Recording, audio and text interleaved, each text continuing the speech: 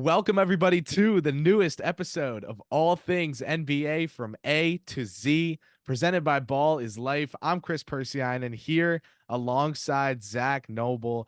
And our guest needs no introduction. If you follow NBA Twitter, if you are active on NBA Twitter, if you like good basketball coverage, I guess is the other way to put it. I'll do my best to attempt an introduction here. We got S on the show, S Baraheni, member of Pro Hoops Writers, so he's official. I'll be there hopefully one day.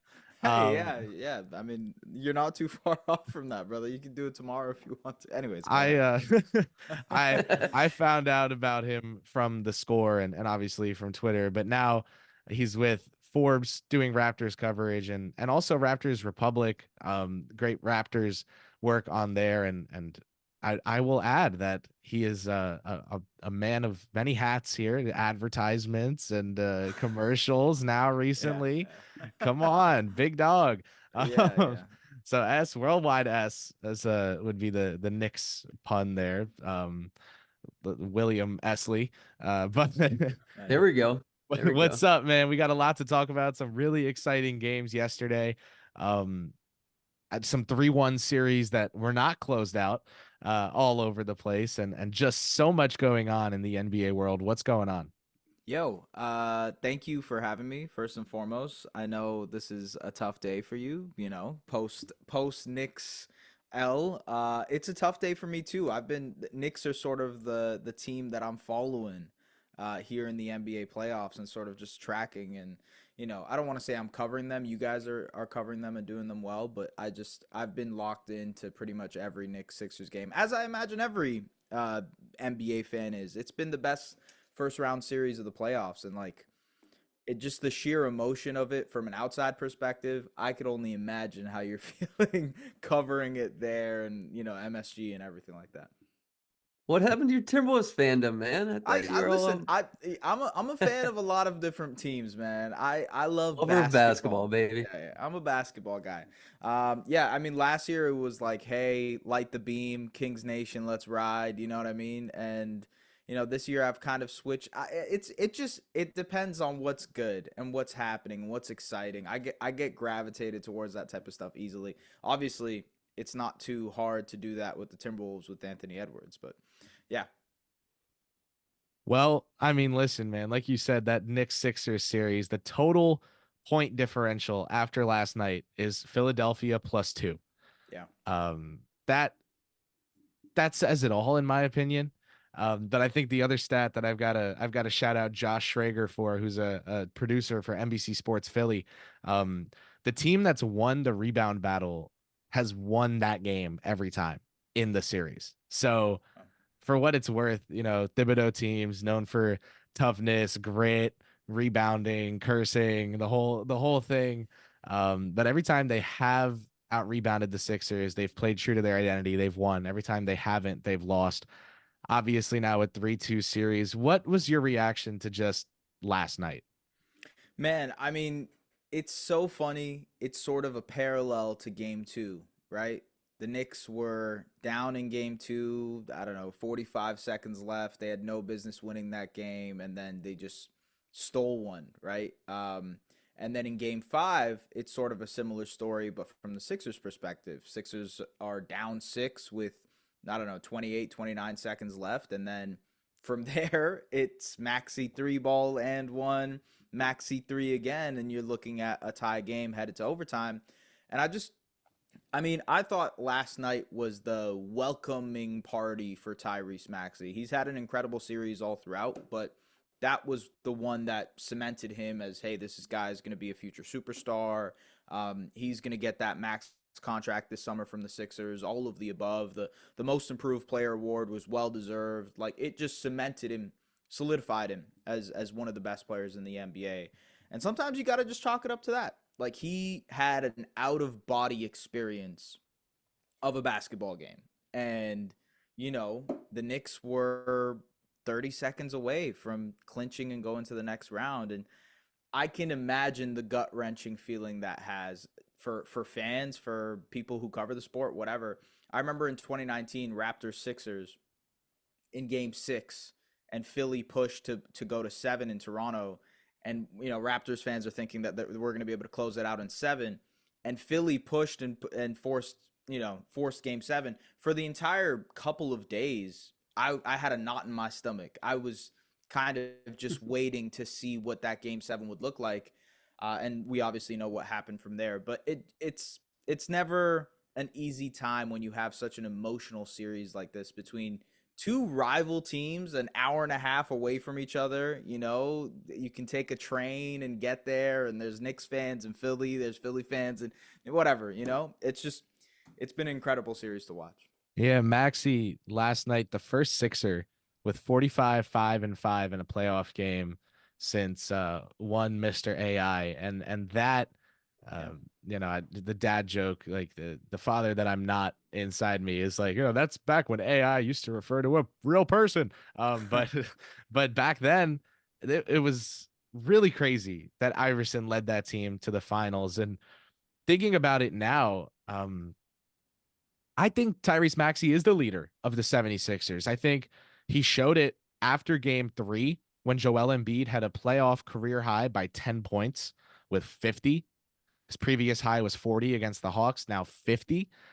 And after the game, Maxey's like, he's telling media, like, the best thing Joel did all night was communicate on defense. I think, for Tyrese Maxey, he was born a year and a half before me. My birthday is tomorrow on the 2nd, and Maxey was born in November 2000. And he walked in to a team that has burned through number 2 options for Joel Embiid the way, college kids burn through $13 at a time on 6 packs of Bud Light. Like, I just can't describe the calm, cool, collected vibe enough with enough cliches. And then you take a look last night, final buzzer sounds, Maxey goes up to Embiid, almost holds both of his arms down. And he's like, hey, no celebrating, no riling up the crowd. I got us. He said to him, I got us. Like, you can have a rough game. They had 2 rough games out of Brunson. They won both, right? They won those as a team. I got you. I got us. And he said 2 more. We just need 2 more. That kid is something else. Do you agree? He's the leader of that team. That guy's a stud. I mean, that's an incredible story that you're bringing up. But I think the leader of that team, it's tough to put on Maxey knowing what Embiid can do on any given night. But I think he is the emotional crux of the team, right? Like, he is the heartbeat, the pulse. He's smiling all the time in the locker room. He's a guy who's kind of going to reverberate his emotions everywhere, and there's going to be a level of, I guess, positivity oozing from him all the time. So that naturally kind of, I guess, ripple effects throughout the rest of the team, if that makes sense. I still think it is Embiid, though, that is the natural leader of the team, just because of who he is and what he's supposed to be for this team.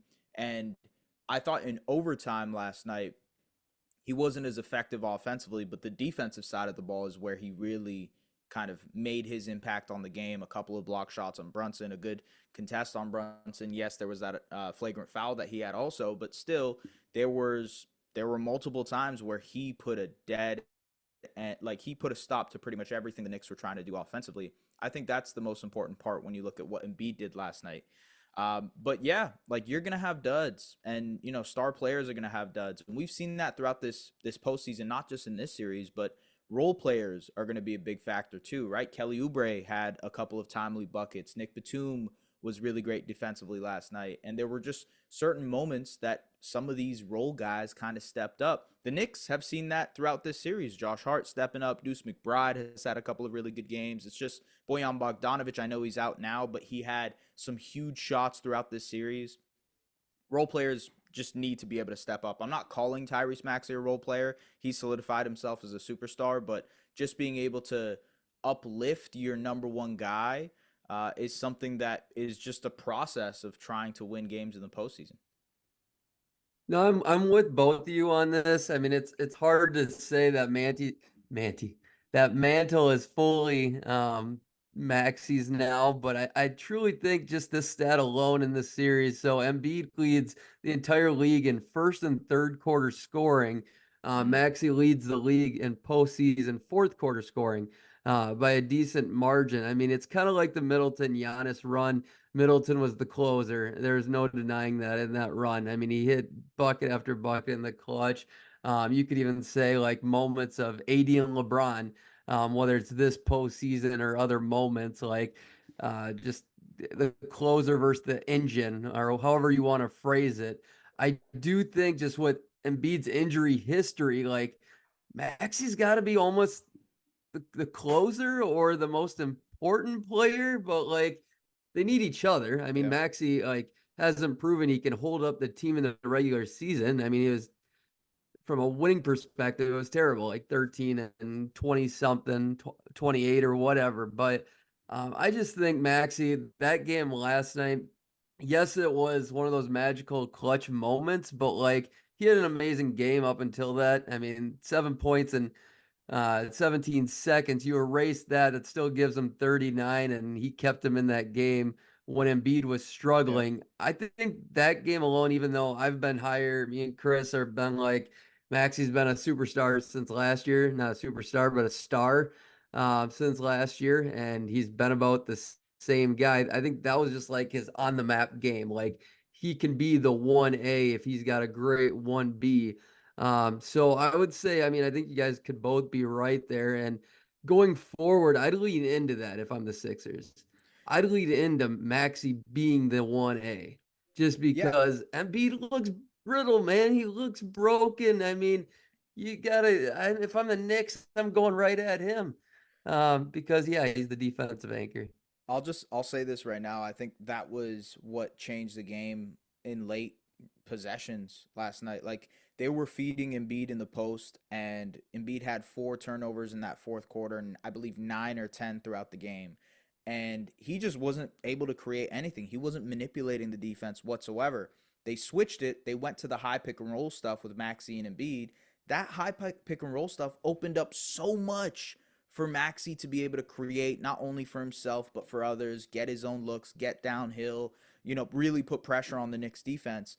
I completely agree with you that if they want to have any chance of winning this series, it's put the ball in Maxi's hands because the Knicks, I think the Knicks have a lot of well-rounded defenders, a lot of incredible defenders. Obviously, OG being one of them. I'm very familiar with his work, but they don't have that one guy who can contain Tyrese Maxey. Deuce is probably the best shot. Chris, you might Yeah, I'd agree with me. You agree. might disagree.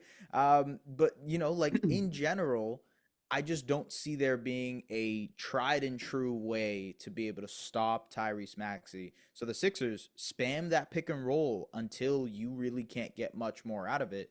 And that's the way Philly's going to win the series. Just another stat to throw out there to just show Embiid's impact. On the court, plus 46 when Embiid is on the court, minus 48 when Embiid is off the floor. So, like, his impact is still there. He is still impacting the game in a major way this series, maybe just not as a scorer the way Maxi is. Do you guys Yeah, think that was the performance of the playoffs last night by Maxi? Might not have been the most points, but I think it was So far, just I in yeah. think with that so. Yeah. magical moment. Yeah. Not the most points, but the most poise, right? Like There you go. I think he showed everyone he's not just like a cute story. And that, does it stink that that needed to be shown so late into his incredible career? Like, sure, but that's how things Late? Come go. on. Because you and I agreed that he was really good at the end of last season, and Sometimes you need that, like, it signature just moment. it just is the way it works with certain players. Not even with certain players, with every player. Like you need that signature moment. It's funny, even with Giannis, right? He won 2 MVPs. He was a defensive player of the year, Yep. and yet the signature moment you remember is, oh, he dropped 50 on the Suns in the finals to win them the chip. Like that's you have those signature moments that, like, if you pulled up 2K and there was a Tyrese Maximo, they would probably play this game. Like that's the way it goes when it comes to these type of, I don't know, I guess NBA history type of moments. I Like I know. would say Yeah, Ants was absolutely. the last game, the closing game. Like he put him away on his own and had a couple massive Yeah. plays in that game, the dunk there at the end. So Yeah. yeah, I mean, we're seeing some young guys put their moments out there, and that's what these early playoffs do for young players. I mean, it's just cool they're happening early versus duds right away. right? I want to switch to or maybe no pun intended, but pivot to another Eastern series and there's been a young player in Tyrese Halliburton who has yet to have one of those moments. The Pacers were also up 3-1 last night and left still in the first round when they left the building. What did you make of that game? I'm sure you were watching Knicks Sixers and Yeah. not the Telemundo Orlando Cavs game live, but did you catch the Pacers game and what were your takeaways? Telemundo is crazy, man. That's That's so hilarious. crazy. Man, the Patrick Beverly game. It was the Patrick Beverly Yes, game. I sir. mean, too small, doing all the Bobby things that. Portis, you mean? Yeah, sure. The Bobby Portis game too. I mean, it was a No, collective they're game. both Like great. they were both really really great, and obviously Middleton has stepped up in a big way with Giannis and Dame out.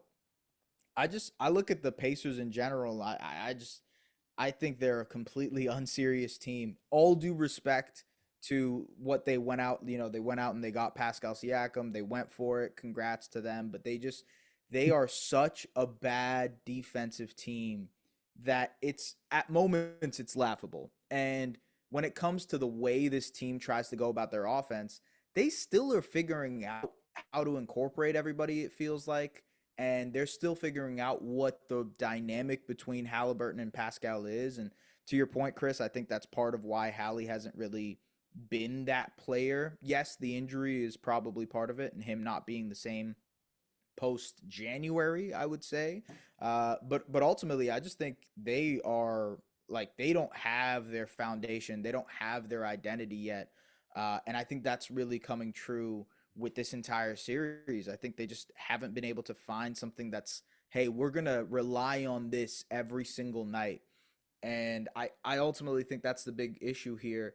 From the Bucks perspective, you're kind of looking at this and saying, man, like Milwaukee, Indiana's given us a chance here. Like, if Dame or Giannis come back in game six, we can steal game six, go to seven in Milwaukee, and maybe we can steal that and have, a second round series against either New York or Philly. And hey, now maybe Giannis and Dame are healthy. And now we have and so I just think it opens the door for Milwaukee.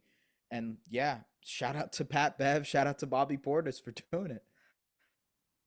I The think, rumors are circling that Giannis might play soon. yeah, I think we Right. get both of them. I think Oh we get Giannis boy. and Dame game six, and you could just see on the sideline both of them were just licking their chops, just like, "Come on, boys, do this for us." And They I smell was water watching. or they smell blood. Yeah.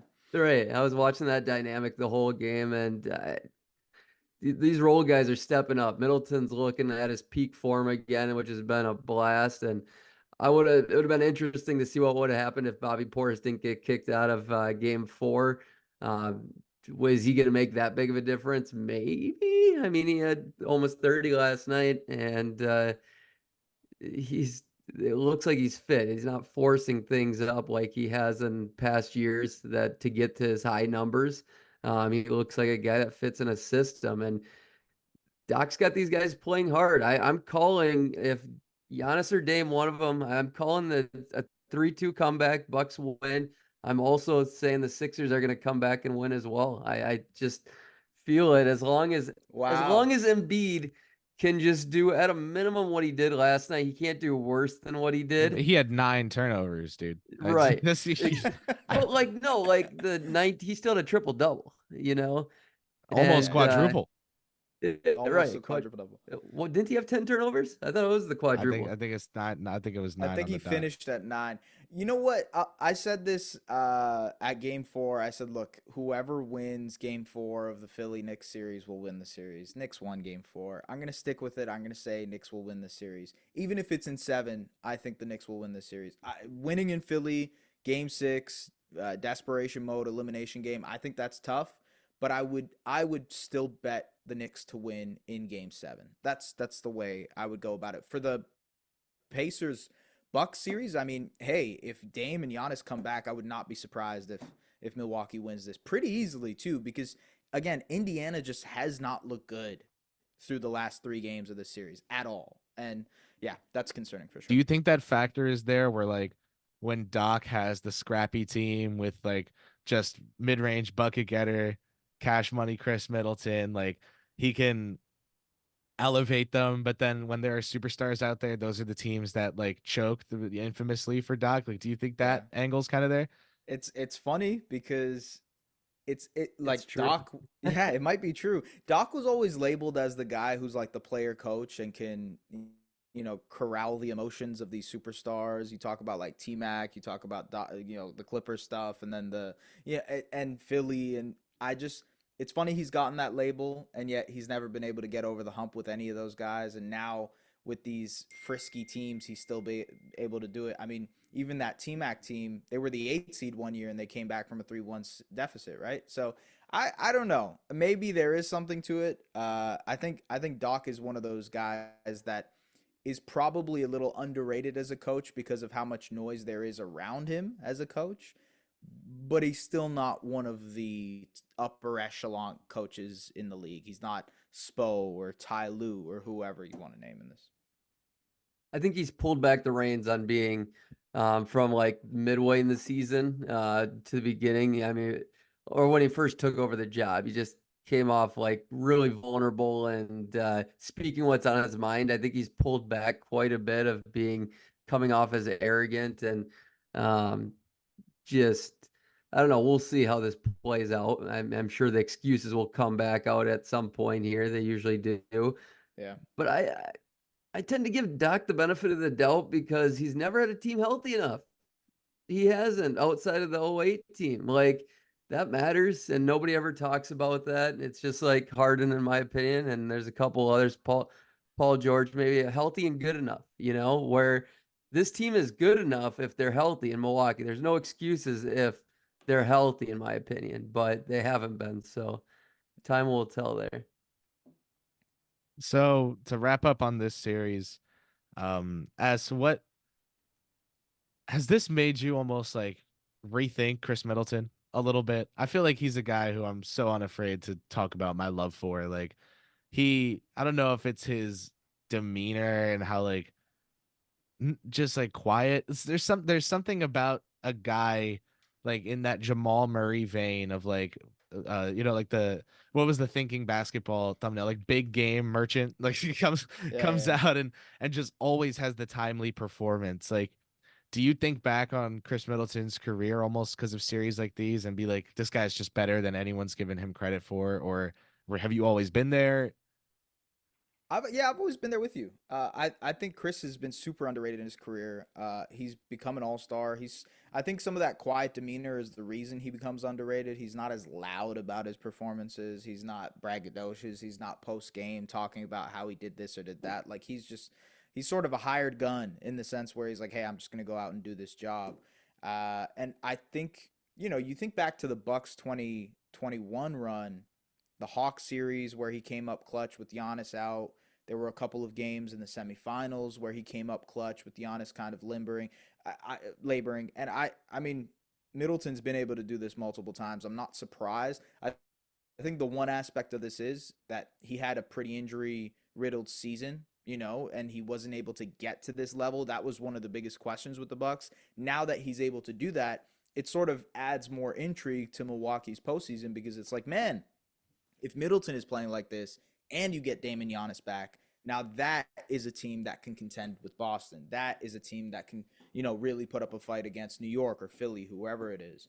But without that, I think he was going to be the X factor for their entire postseason run. He's clearly showing that, it's paying off now. Yeah, it took him a little bit to get back to his peak form, but like what a lot of people don't realize is he was the best mid-range guy all year, and that was 6% better than MPJ second, 7% better KD at third. Like the dude's been good most of the year. It just took him a couple weeks to get going, and Yep. it doesn't have too many bad playoff games. It's just figuring out the Damon Giannis fit. Do you think the bench is good enough though in Milwaukee if they're at their peak, Dame and Giannis from what we've seen this year? If they are at their peak, they are good enough because then you have the all right, cool. Dame and Giannis are going to play 40 minutes a night. Middleton's going to play 38. Brooke, Bobby, and Pat Bev will fill out the six. You got Malik Beasley who can give you minutes. 7. Jay Crowder's going to punch in for 10 minutes here. That's 8. And that's probably it, right? Like that's your 8-man rotation that you have there. You probably need a little bit of Tibbs in you, like, hey, run these guys to the ground and like let's just make sure they're on E type of thing. But I would say they do have what it takes if those guys are performing at the levels they are. The question has always been with Milwaukee, especially this season, is like those guys have had moments where they don't look good together, where they haven't performed well together all on the court, and they haven't spent enough time together on the court either. So that's part of it. It's, can this all come together with Dame playing well, with Giannis playing well, with Chris playing well, and then the rest sort of figures itself out naturally. All right, let's go to that NBA TV series. It's been fun, Yeah. and the Yeah. home teams have been winning. I think every single game, home teams are 5-0 in that series. Yeah. What's been fun about it though? I mean, it's been the least competitive and least fun series of the But first round, I'd say. I wouldn't. I'd say it's been fun in the fact that if you watch just the first 2 games, you would think, "Wow, this you know how this is going to end." And then if you would Right. watch just games 3 and 4, you're like, "Dude, how is this a first round? Like this is a 1 seed, 8 seed matchup, you know?" And Right. then Yeah. so I think it's been fun more overarchingly than it has on a play by play, read by read, minute by minute basis. But it's also fun to me because of the implications that it could have with Donovan Mitchell's future, right? Like all these quotes coming out about, oh, if we don't make the conference finals or finals, that's what we get judged on. Like, I'm out of here. He doesn't want to be part of an organization that just wants to win one round because that's more than the 0 they won last year. What has that been a focus for you throughout this, or are you just focused on this like 90s ass, aggressive ass defense? Like, I think that exists. Like, don't get me wrong, that's definitely part of what I'm looking at, and I think that's, to your point, it's an overarching theme that's happening with the Cavs this postseason. I don't think they're going to make it to the conference finals. I mean, even with Kristaps Porzingis out, I think Boston's going to handle them pretty easily if they end up winning this. For me, most of the intrigue comes from Orlando's perspective because this is Franz and Paolo's first playoff run. This is their first look at just trying to see how it looks like in a postseason format. They struggled immensely in the first 2 games. They just didn't know how to create any sort of offense. And then in game 3 and 4, they sort of figured out how they were supposed to get back to playing the brand of basketball they wanted to, which is just let's barrel to the rim. Let's get as many shots as we can inside the paint as much as possible, and that'll open up our shooters. And so Franz played incredibly in that 3 and 4 of the game 3 and 4 of the series. Paolo played incredibly, and in game 5, I thought Franz and Paolo were just, it was an incredible game from both of them. So they're like figuring things out as the season and as the series progresses, yes. which is the cool part to me. It's like, oh, these 2 stars are starting to like work through the kinks of their game in the postseason. That's what's interesting to me on my side. But I mean, yeah, the Cavs with the whole Donovan Mitchell thing. I think the other aspect is JB Bickerstaff. Like, if they don't win I this, think he's cooked. right? Even if they win this They series, lose he the might series, be cut. Yeah, he loses the series, it's for sure. But even if he wins this series, they go to Boston, maybe losing 5. I don't know if he necessarily survives that, to be honest with you, especially with the Donovan Mitchell stuff, right? That's fair. So I think it has to look good. And yeah.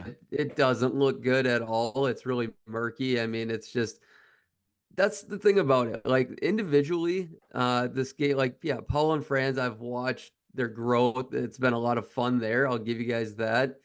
But it's just been ugly, especially from Cleveland side of things. It's But that's ugly real hoops though. basketball, but That's I do ugly like, hoops is yeah, real hoops though. exactly. I like to grind it out. The big shots matter in the last night's game. I hope we get a couple more of those. I mean, Paulo, that's what really solidified his coming out party. He had some big time clutch moments in that game. Yeah. Cleveland just did a little more, and they dusted off Marcus Morris at the right time too. But Hilarious. it's definitely there. You can tell what's missing from these teams, and Cleveland, it's glaring. The coach can't tie these 2 really good guards together. He can't make it work. I mean, it doesn't even look remotely close to Dame and CJ at their primes. Like, and yeah, you'd want it to look better than that because you got more talent around them than they ever had. Chris, what are you seeing that these teams are missing? And Well, Paulo, is he Cleveland, getting overrated right now? Because I think he is. uh, People I, are saying like he's going to be the face of the league. There's too much well, talk about that when no there's one, no one worth ants listening and. to is saying that, man. I don't, Yeah, I was gonna I, say I don't know if I've seen that enough to All warrant right, it. all that's right. like the like. I'm There's just always following a someone bunch of on. idiots. All There's right. always someone on NBA Twitter saying like people said Steph Curry can't shoot, like arguing with their wall. You Oh, know, like, I'm not bringing that what topic to the pod. I was gonna say was like Cleveland paid $110 million to Levert, Struess, Niang. Like Struess was really good for them at the start of the regular season. He was averaging like 4.5, 5 assists per game just because he was like a real connector, not just a shooter out there, and that's why they signed him. But when it comes down to it, like the Cleveland Cavaliers feel like a bunch of really high value puzzle pieces that no one ever stopped to think if they fit or not. You know, like Yeah. the shapes technically go together, and then you look at it, and it's like the head of a giraffe and like part of a subway car and a jungle scene. Like it's like these things don't go together. They fit literally on the court. Like you can play the lineups and they work, I guess, but um, I don't know. They rushed themselves into the Donovan Mitchell deal. And that's just the sad reality of it was that they thought Mobley was Yeah. closer to like where he is right now. They thought he already was, and he has so much more to become. Um, but that's going to happen in the future, and they need it to have happened 4 months ago. So you can't really expect this group to gel the way they're supposed to when the clock started ticking on them before their core pieces were like 25 years old. And that's just crazy. You know, like look at the Timberwolves. They made the bet that Ant was ready. And year one, everyone clowned them for making like the worst trade in NBA history, the worst star valuation in NBA history. And all of a sudden now it's like, wow, can you believe we clowned the Wolves for getting Gobert and they look so good and they're so good defensively? And it's like, well, when Joe Ingles and Bojan Bogdanovic aren't your perimeter defenders, it's crazy what Yeah. you can do. So like, you know, like I think it was like Damon Rangula. He was like the nerds were right about Gobert. I thought that was super funny. But it's all just because of the wing defenders. For me, like Cleveland Cleveland is missing heart, maybe literally in the sense that they could use a rebounding wing, but also inside all their players, like missing heart, missing the fact that I don't think their guys are united under a common goal. I Um, think coach is a big part of that, man. Exactly. I was Yeah. going to say, like, sometimes you see players all get united under the common goal of let's make our coach look like an idiot. Like, oh, they just got fired. Now let's all play super well and show the world who we really were this whole time. Yeah. But I don't see that fire in them. S, what about you? I agree, man. I agree. I also think, you guys mentioned the guard stuff. I think at the big spot with Jared Allen and Mobley, there's that same question of, duplication, but also, the numbers suggest that they're better with just one of them on the court versus both of them on the court. And yes, they are good with both, but they're way better when it's just Mobley or just Allen, and they need one of them, not just and I guess that goes back to the vision that they created, like Kobe Altman, like how are you building this team out? But also it goes back to coaching and how you're staggering those guys. How are you maximizing Mitchell and Garland? How are you maximizing Mobley and Allen? There's no real identity. I think it's just to your point about the giraffe and subway car and whatnot. It's just throwing pieces together, throwing talent together, and hoping it works. And it hasn't been that way. So I personally believe that you can talk yourself, like if you go back a couple of years, you could talk yourself into believing that Garland, Mitchell could fit and Mobley could fit in this.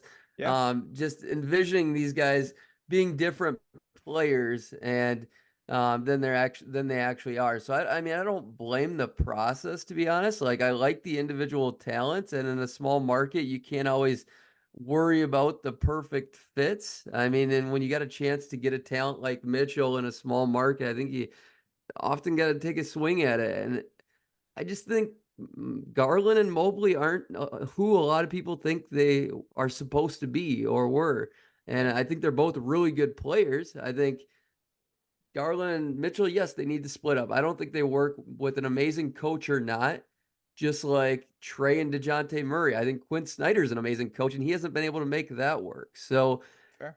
I think this one, like the whole overall thing, yes, I agree with everything. It's definitely on the coach not being a connected unit, but their play style wise, I just think Mobley isn't necessarily maybe that dude. I think he's more of a 3 or 4 that can have a couple big games here and there, but maybe he does have more upside that I'm not seeing yet either. Um, but yeah, I don't blame their process.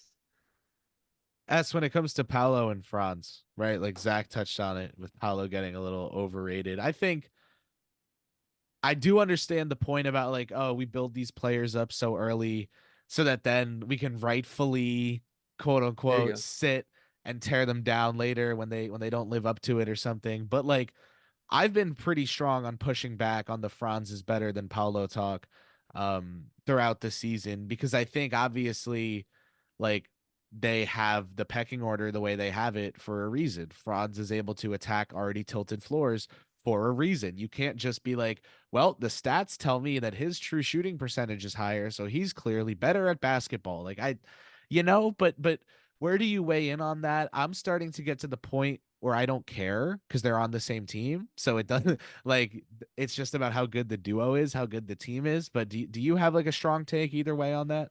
I don't know if I have a strong take. I think I initially started in the Franz is better than Paolo boat.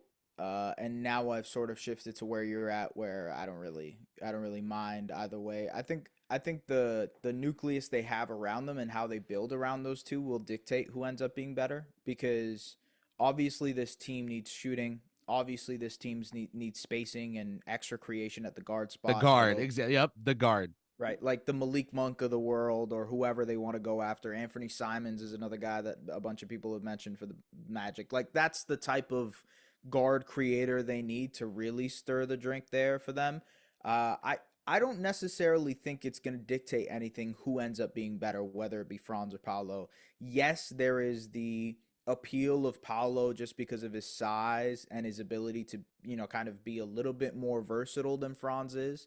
But overall, I mean, I think they're both incredible players. They both get to their spots really well. Franz, in my opinion, has looked really, really good over the last 3 or 4 games, as has Paulo. And it's just about finding the guys who are going to work for those two. Like, I don't. I kind of remember when people were like, "Who's going to be better between Tatum and Brown?" But it quickly got established that it was going to be Jason Tatum. Hated I, that conversation. yeah, exactly. Eventually, I don't know when it'll be, but eventually one of these guys is going to separate themselves, and then we'll know when the official pecking order is. It's just you need that guard, in my opinion, to really get them to that next level. Yeah, whether So many of it's those conversations around the league, and uh-huh.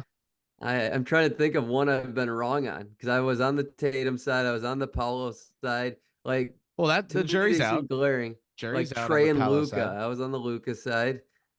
Um, I remember when it was like Kuzma Tatum was the big Yeah, I debate. do That remember God, Kuzma yeah, Tatum. That that was was I'm that insane. was real old hoops. enough to say I I was just alive I for that. I want to do a victory lap because I had a lot of people arguing with me about Brandon Ingram versus Pascal Siakam and Ben Simmons, and Always Mm. on Siakam here. I just want to say, time has made that age very well. Time That's has all I'm. told. Time has Yes, told. yes. Well, That with was a that, I'll say tonight in about 3 hours, at 7:30, Heat and Celtics will play Game 5 of their series. So we didn't talk about them much, if at all, in this episode because it's a pretty pivotal game coming up. Maybe it's the third series in 2 days to not end in 5 games when everyone thought it would. Maybe maybe it's just over. And so we'll leave that for another time. As anything you want to promote to our listeners if they don't somehow already know about it and about you? No, not really, man. Appreciate you guys having me on. I guess follow me on Twitter at Baraheni if you guys want to. All my work will be posted on there. Yeah, appreciate you guys. Oh, I don't know if you're in Canada for any particular reason. I do a show on Sportsnet Radio every Saturday about the playoffs. So if you want to, I mean, I don't know if this is going to be going necessarily to a Canadian audience, but tap in, Fan 590, baby. Holla at your boy. do it. That's it. That's all Love I it. got. Love it. Thanks so much for taking the time. We really appreciate you and it was such a blast. This was a lot of fun and it's easy when there are such great series to talk about, but it's especially easy with someone like you on the show. So thank you Appreciate so you, man. much, man. And to our listeners, subscribe, thumbs up, 5-star rating, whatever you can do, whatever you want to do. We're here for it. Thanks so much for tuning in. Stay with us right here where we're covering all things NBA.